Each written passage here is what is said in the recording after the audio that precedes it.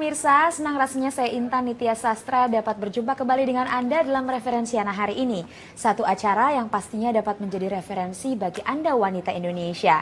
Seperti biasa ya, selama 60 menit ke depan, saya akan menemani Anda membahas masalah-masalah yang selalu aja kita hadapi setiap harinya. Ya? Oke, sebetulnya untuk setiap orang ini sepertiga dalam hidupnya adalah tidur, Intan. Jadi mungkin Anda baru tahu dan hampir sepertiga hidupnya adalah tidur. Jadi kalau dibayangkan ini sudah sangat banyak sekali di antara 60 tahun kita hidup, itu sepertiganya sekitar 6 sampai 15 tahun kita tidur. Dan energi yang paling besar ketika kita melakukan aktivitas adalah ternyata pada saat tidur. Ya, kadang-kadang orang tidur ya sudah mimpi dan udahlah, itu sudah alam bawah sadar yang mengontrol. Dan kalau kita tahu bahwa 7 kali lipat kekuatan dari tidur itu akan membuahkan dalam kita melakukan aktivitas sehari-hari.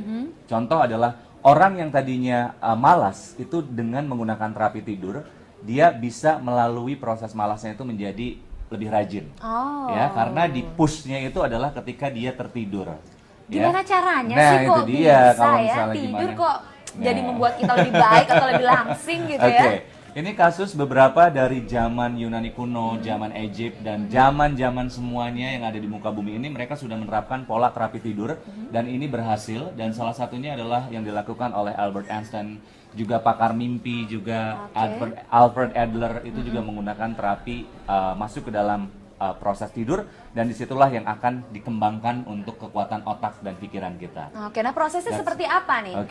Sebetulnya sama seperti tidur kebanyakan kita sehari-hari, ya. Tapi kebanyakan kalau orang yang belum tahu mengenai proses terapi tidur ini atau dream planning ini adalah ketika dia tertidur, ya, dia kadang-kadang suka membawa masalah dan segala macam yang berhubungan dengan kehidupan di alam sadar dia. Misalnya di kantor dia diomelin oleh bosnya, sampai rumah masih terbayang-bayang, ya. Terus juga kegiatan-kegiatan lain yang banyak, ya, hutang dan lain sebagainya dibawa ke tidur, ya. Nah, pada saat tidur itu justru akan diproses reframing sesuatu yang terbawa pada saat alam nyata ke alam tidur.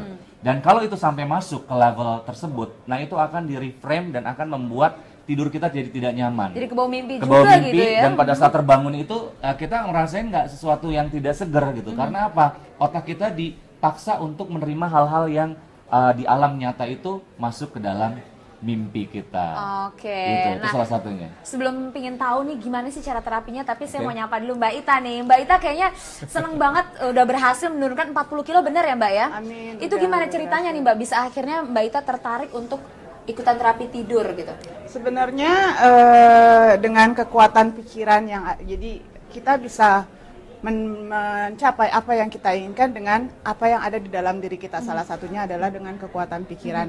Dan Mas Zai menunjukkan kepada saya caranya sebenarnya. Gitu ya. Jadi kalau boleh tahu nih pemirsa di rumah mungkin penasaran, dulu berat badannya berapa sih? Saya dulu kira-kira 115-an deh. 115 kilo ya? Tapi sekarang di sudah medical recordnya itu 106, tapi sebelum itu saya lebih besar dari lebih 106. besar. Paling surprising adalah setelah beberapa bulan, ya, saya bertemu lagi dengan Ita, dan ternyata saya kok ada dia menghampiri saya. Terus, Mas masih kenal nggak saya? Wajahnya familiar, saya bilang gitu ya.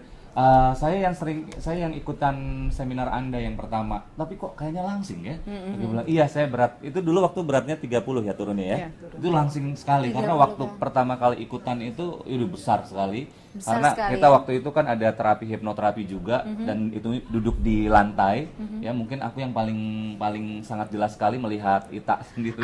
Ini nih, sudah ada fotonya Mbak Ita, ini Mbak Ita sebelum terapi ya, ini pada saat bobotnya Mbak Ita masih 100 kilo ya Mbak Ita, apa itu gimana 2005, nih? tahun 2005 kira 100, 106, 100, ya 110 kiloan lah kira-kira. Nah Mbak Ita berapa kali ini nih bertemu Kang Z nih, dikasih terapi-terapinya sampai akhirnya bisa langsing 40 kg, apakah butuh berulang-ulang kali ketemu atau hanya satu kali langsung dikasih tips-tipsnya langsung dijalankan atau gimana nih? Ketemu sekali tapi offline-nya banyak ya Mas ya.